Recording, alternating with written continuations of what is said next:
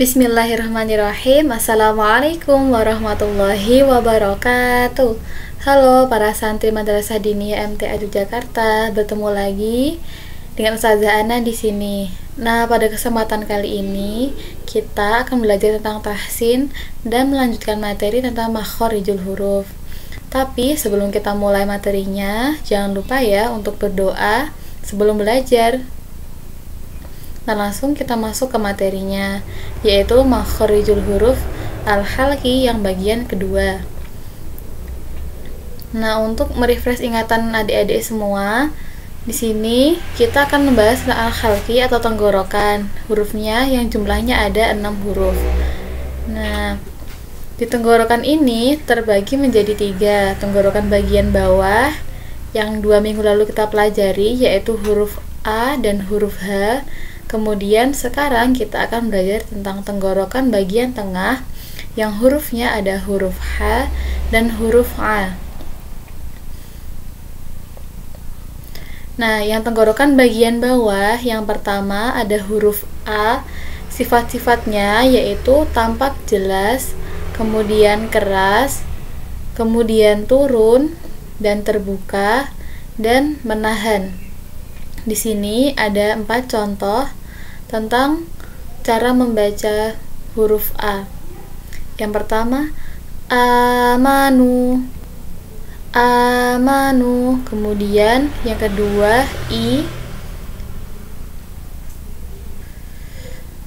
iyahu, iyahu. Kemudian uqsimu. Sekali lagi, uqsimu. Kemudian yang terakhir ini waqaf, yufakuna. Sekali lagi, yufakuna. Nah, para santri silakan mencoba sendiri ya cara membacanya. Kemudian setelah itu kita akan belajar yang huruf H. Huruf H ini memiliki sifat samar-samar, kemudian perlahan, kemudian turun, terbuka, dan menahan. Contoh yang pertama dari 4 contoh ada H, hawiyatun, hawiyatun. Kemudian yang kedua syahidun, syahidun. Kemudian yang ketiga waminhum, waminhum. Kemudian yang waqaf ahliha, ahliha. Harus jelas ya, ahliha. Nah, silahkan para santri mencoba cara membacanya ya. Kemudian minggu kemarin kita sudah belajar yang ini, yang bagian pertama ini. Sekarang kita masuk ke yang bagian yang kedua, yaitu huruf H dan huruf A. Yang pertama di sini ada huruf A.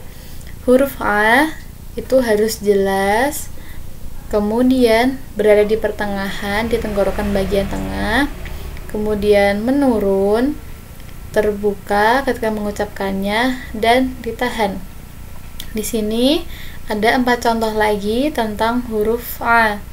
Yang pertama A, amila. Harus cepat ya bacanya, nggak boleh panjang. Amila. Kemudian min ibadina, min ibadina. Harus jelas ya ainya. Kemudian a'udzu, a'udzu. Kemudian yang waqaf bi ba'diha. Sekali lagi, bi ba'diha. Kemudian yang huruf H. Yang huruf H sifatnya samar-samar, kemudian halus, turun, terbuka, dan menahan. Kemudian kita masuk ke 4 contoh ini tentang huruf H. Yang pertama hamidun, hamidun. Kemudian sahibukum, sahibukum. Kemudian fi fi suhufin, kemudian yang waqaf tuhsinuna, tuhsinuna. Nah, nanti santri silakan baca masing-masing ya. Kemudian kita lanjut ke mempraktekkan tentang cara membaca huruf H dan huruf A. Kemudian yang pertama ini ada huruf H. Ha, hi, hu, bah, hu, han, hani, hah, na, minal, muhni, mahi, han, hani, ha. Sekali lagi, nah sebelum membaca ini pastikan para santri untuk tarik nafas terlebih dahulu sehingga bisa membacanya sampai akhir ya. Pertama, ha, hi, hu, bah, hu, han, hani, hah, na, minal, muhni, mahi, han, hani, ha.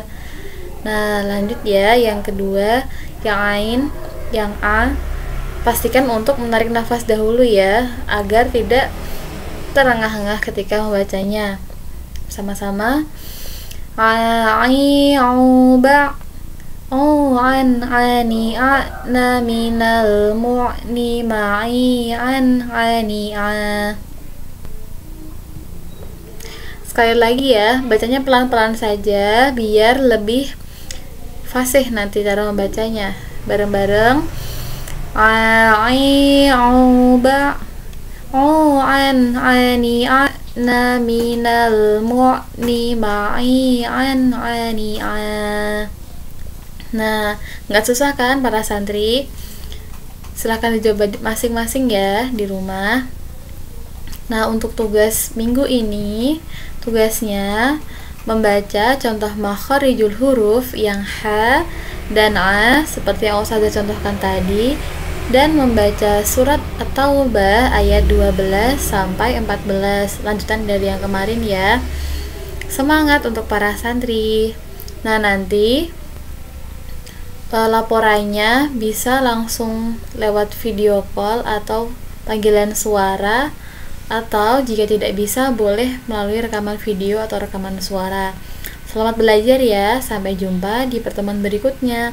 Wassalamualaikum warahmatullahi wabarakatuh.